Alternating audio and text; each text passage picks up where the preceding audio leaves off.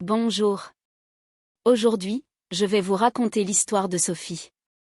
Une femme qui n'aurait jamais imaginé être capable de désirer l'homme d'une autre, sous ses propres yeux. Sophie ne s'en serait jamais crue capable. Mais parfois, la tentation ne frappe pas doucement à la porte. Elle l'enfonce. Partir seule en vacances avec ses deux garçons, c'est sympa. Mais cette année, Sophie avait besoin de plus. Plus de soleil. Plus d'horizon. Plus de vie. Divorcée depuis 2 ans, elle portait encore en elle le poids d'un mariage devenu silencieux. Son ex-mari avait cessé de la regarder comme une femme bien avant leur séparation. Après la naissance de leur deuxième fils, plus rien.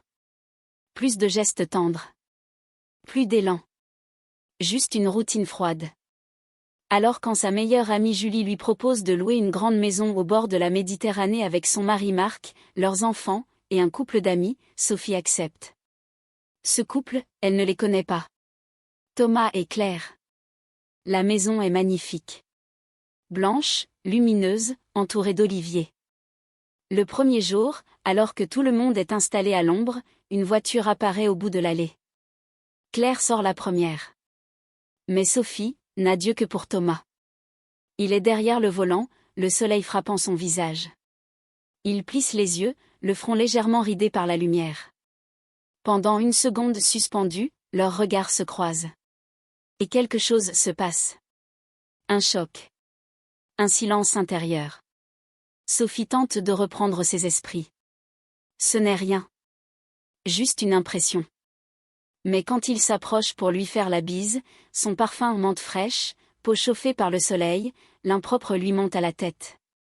Son cœur accélère. Son corps se souvient qu'il est vivant. Et elle comprend qu'il se passe quelque chose. Toute la journée, elle sent son regard. Chaque fois qu'il quitte la pièce, elle le cherche. Chaque fois qu'il revient, l'air semble changer.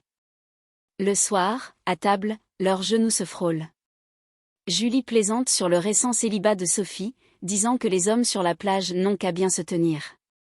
Les enfants râlent. Claire rit et encourage Sophie à profiter. À cet instant, sous la table, une main effleure sa cuisse. Un frisson la traverse de la nuque jusqu'aux jambes. Comme si des années de lourdeur quittaient soudain son corps. Plus tard, seule dans sa chambre, Sophie lutte contre ses pensées. Claire est là. Sous le même toit. Elle, Sophie, toujours droite, toujours fidèle, serait-elle capable de trahir ainsi? Le lendemain matin, les autres sont déjà partis à la plage. Thomas est seul devant la maison, une tasse de café à la main. Il lui en tend une. Ils s'asseyent côte à côte. Leurs regards s'accrochent. Longuement. Trop longuement. Elle voudrait parler de Claire. Mettre une barrière entre eux. Mais aucun mot ne sort. Elle fuit sous la douche. Son cœur cogne. Son corps la trahit. Et puis, la porte s'ouvre. Thomas entre. Verrouille. Pose un doigt sur ses lèvres pour imposer le silence. L'eau chaude coule. Le monde disparaît. Ce qui se passe ensuite n'a rien de vulgaire, rien de bruyant. C'est une évidence. Une fusion brutale et muette. Comme si leur corps se reconnaissait depuis toujours. Ils ne parlent pas. Ils respirent. La voix de sa fille, appelant son père depuis le salon, les ramène à la réalité. Il part. Sophie reste seule, tremblante. Ivre de bonheur et de culpabilité. À la plage, Claire a déjà repéré des hommes pour Sophie. Julie aussi. Elles rient tout ensemble.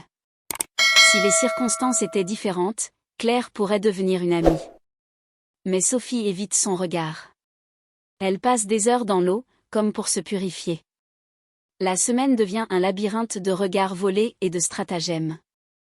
Une bouteille à chercher à la cave. Un prétexte pour ranger.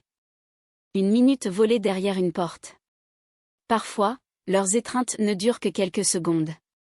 Mais leur intensité est dévastatrice. Ils ne parlent jamais de Claire.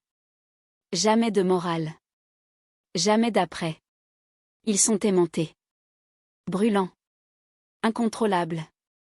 Un soir, Claire se couche tôt. Sophie, Julie, Marc et Thomas restent dehors à discuter. Pendant quelques minutes, Sophie a l'illusion d'être en couple. Quand Thomas rejoint sa femme, un coup la frappe en pleine poitrine. Fait-il souvent l'amour avec Claire? Elle pose la question à Julie. Julie répond qu'elle ne connaît pas assez leur intimité, mais assez Claire pour penser que oui. Sophie se sent minable. Et pourtant, cette nuit-là, Thomas revient dans sa chambre. Ils s'aiment pendant des heures. Comme si le temps n'existait plus. Comme si l'aube ne devait jamais arriver. Au petit déjeuner, Claire explique qu'il a mal dormi et qu'il est parti marcher. La semaine continue. Sophie n'a plus qu'un seul but. Le retrouver. Sans être découverte. Avec Thomas, elle a trouvé le soleil qu'elle cherchait. Un soleil qui brûle. Qui consume. Qui détruit presque. Quand les vacances prennent fin, ils promettent tous de dîner ensemble à la rentrée.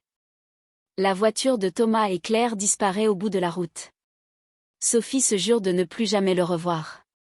Son corps hurle l'inverse. Puis, peu à peu, le calme revient. 1 heure plus tard, un message apparaît sur son téléphone. Elle ne répond pas. Elle repense aux mots de Julie. Thomas et Claire sont magnifiques ensemble. Alors Sophie fait une promesse. Pas à Claire. Pas à Thomas. À elle-même. Cette folie n'était peut-être qu'un réveil. Un rappel qu'elle est encore capable de vibrer. De désirer. D'aimer. Mais la prochaine fois. Ce sera avec un homme libre. Parfois, nos erreurs nous réveillent plus que nos réussites. Mais le vrai courage, ce n'est pas de céder à la passion. C'est de savoir s'arrêter avant de tout briser. Merci de m'avoir écouté. À très bientôt. Si cette histoire vous a fait ressentir quelque chose, alors elle a rempli sa mission. Soutenez la chaîne avec un pouce bleu et revenez très vite pour d'autres récits encore plus forts.